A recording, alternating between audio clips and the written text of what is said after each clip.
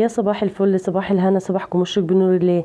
يلا حبايبي تعالوا معايا نصلي على الحبيب لاجل قلبك يطيب. يلا تعالوا نبدأ صباحنا بقى كده بالحاجات الحلوة والروتين الجامد اللي هنعمله عشان نشوف هنعمل ايه.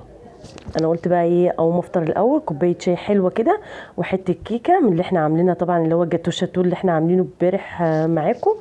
قلت بقى خد لي قطعه كده وفي الروقان كده وايه استمخ كده عشان سكريات تدخل جسمي، وندخل بقى ايه على اللي انا عايزه اعمله. طبعا انا عندي اكل او بقول لكم ان ده الجاتو كان جميل جدا، اتمنى ان انتوا تجربوه. وروحوا شوفوا الفيديو نازل على القناه. تمام كده حبايبي. بصوا بقى بوريكم ان الشفاط اتخلع وجوزي راح يوديه الصيانه، مركز الصيانه، علشان انا بشد الفتله بتاعته ديت اتكسرت، فهو راح بقى ايه يوديه له. تمام. فطبعا هيجيبوا بقى لازم ان انا اغسله، وعندي اكل بقى قلت ايه ادخل على التلاجة. بس حبيت بقى ان انا اوريكم المنظر الجميل دوت. ما تنسوش بقى في اللايك والشير والاشتراك في القناه وتفعيل زر الجرس عشان يوصلوك كل جديد. قلت بقى ايه في الهوا النقي كده ولسه بدري، احنا كان لسه الصاله ما اشتغلش. فقلت بقى ايه اقعد اشرب بقى كوبايه الشاي وحته الجاتو ديت، واروح في حته ثانيه كده عشان بقى ايه استمخ كده واخش بقى على التلاجة. انا عندي اكل النهارده، فقلت بقى ايه بدل عندي اكل امسح بقى التلاجة من جوه ومن بره واعمل الشفاط واعمل بقى ايه حوالين دولاب المطبخ وكده. تمام كده حبايبي. لما تلاقي نفسك فاضيه وعندك شويه اكل خش اعملي اي حاجه. طبعا كان هنا راجع بقى جوزي بيه وبيركبه الله يبارك له. طبعا راح وقعد معاهم لحد ما خلصوه، غيروا القطعه اللي هي فيها الزراير الحمراء دي اللي هي بتغيرها. دي غيروها القطعه دي خدوا فيها 140 جنيه. يلا الحمد لله قدر الله ما شاء فعل، الحمد لله ان هو اتصلح. لان طبعا في الجو الحر ده احنا ما بنستغناش عن ايه عن الشفاط في المطبخ. تمام كده حبايبي.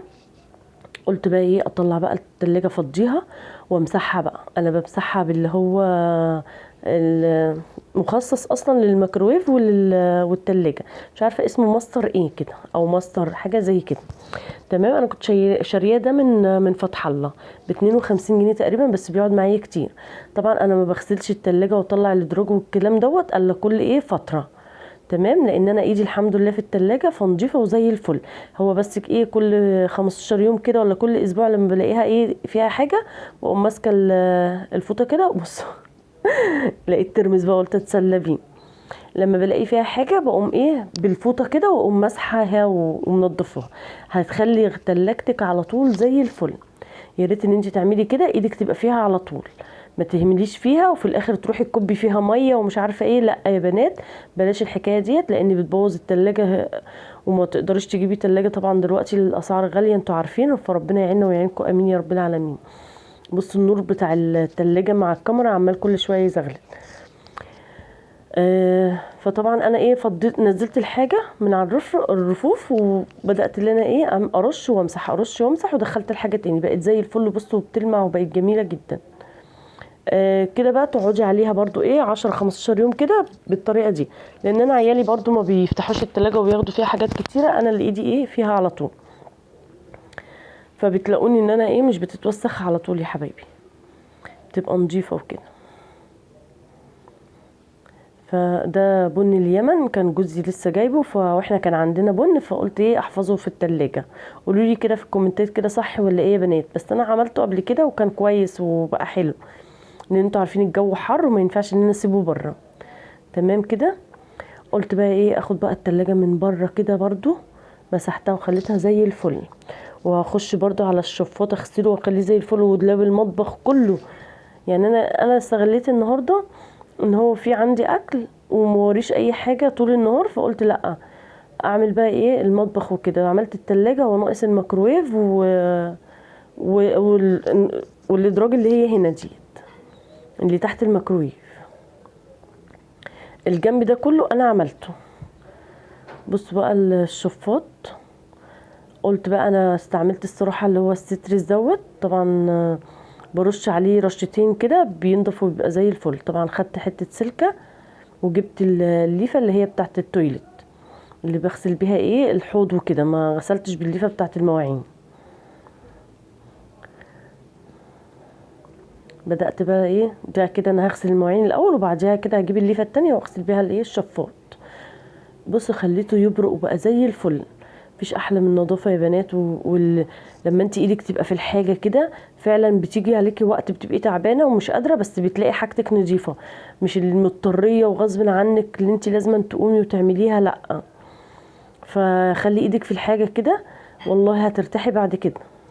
تمام كده حبايبي، يا رب يكون الفيديو بيعجبكم وفيديوهاتي بتكون بتعجبكم وبتستفيدوا منها حاجه. واتمنى بس ان انتوا ترفعوا لي الفيديوهات باللايكات والاشتراك في القناه. اللي ما اشتركش في القناه يدخل يشترك ويفعل زر الجرس علشان يوصلوا ايه كل جديد، يعمل كلمه الكل. تمام كده.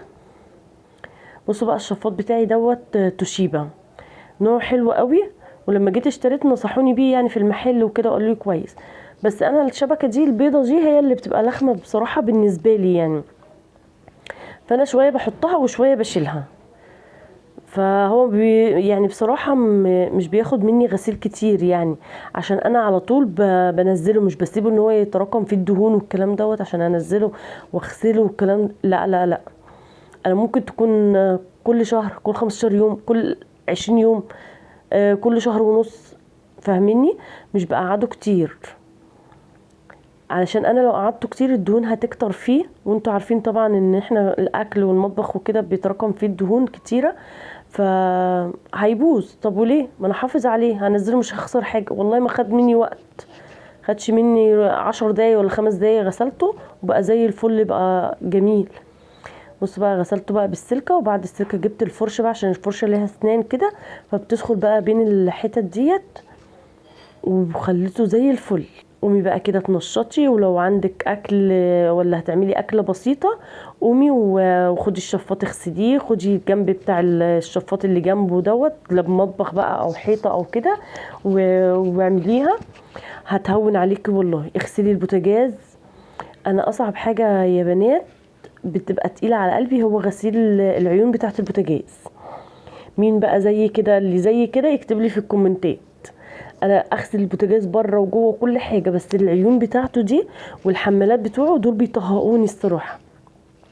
بصوا هنا بقى يا بنات، انا طلعت جبت بقى ايه حته فوطه كده، ما كنتش عاوزاها، وجبت ايه بقى جاز. بصراحه الجاز جميل جميل جميل قوي يا بنات في تنظيف الحيطان بتاعت المطبخ والدواليب، جميل بقى. بصوا بيبرق ازاي في ثانيه، بقى الدولاب بيبرق. بقيت اكب شويه على الفوطه ومسكته بقى الجنب بتاع المطبخ، دولاب المطبخ ده والجنب التاني والشباك وكله بقى زي الفل. ونزلت على الرخامه برضو مسحتها بالجاز، ودولاب المطبخ بقى كله جميل قوي. وبعد ما مسحت الرخامه بالجاز، حطيت شويه برسيل جل على الفوطه بتاعت المطبخ. هنا بقى النور كان قطع، ربنا يرحمنا من النور ده بصراحه، الواحد زهق من قطعان النور كل شويه، وفي عز الحر اللي احنا فيه ده. طبعا قلت بقى ايه، مش هقف بقى على الشويه دول، اركب بقى. كنت انا الحمد لله خلصت، قلت اركب بقى الشفاط بالمره عشان لما انزل يبقى كده ايه، عشان النور هيغيب طبعا بيقعد اقل حاجه ساعه، فقلت يبقى انا كده خلصت. فربنا يعيننا يا بنات على الحر اللي احنا فيه دوت، بجد قطعان النور ده حاجه صعبه جدا جدا. بيقطع عندنا 4 مرات في اليوم، مره الساعه 8، مره الساعه 4، مره الساعه 12 بالليل، لا 3 كده، 3 مرات. تمام كده. كل يوم بقى في نفس المواعيد دي بالظبط بيتقطع. فربنا يعدي الايام دي على خير، والله الجو حر اصلا الواحد مش مستحمل، بس ربنا يعيننا. هنا بقى كنت خلاص كده ركبت الشفاط، بس القطعه اللي هي الشبك دي انا ما ركبتهاش الصراحه، شلتها بقى ايه ديت، شلتها قلت اريحها شويه.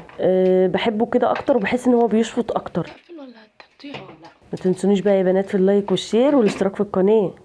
تمام كده حبايبي، بحبكم في الله يا اغلى متابعين والله. وما بزهقش ان انا اطلب منكم كده عشان انتوا حبايبي. طبعا لما النور قطع بقى قلت اقور الكوسه والبتنجان بقى في البلكونه في الهوا كده، لان عندي عزومه جامده جامده جامده. استنوا فيديوهاتي اللي جايه، احلى فيديوهات.